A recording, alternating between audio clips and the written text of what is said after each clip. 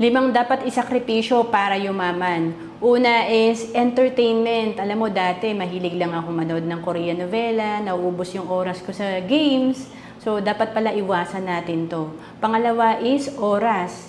Importante kung ano bang ginagawa natin sa oras natin kasi lahat tayo may 24 hours per day. So, dapat productive tayo.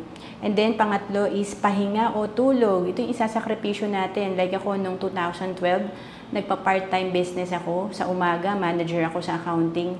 Pagdating ng 5 p.m. onwards, business ko yung ginagawa ko. So talagang 12 midnight na ako nakakatulog and then kailangan gumising uli na maaga kasi kailangan kong pumasok na maaga bilang manager.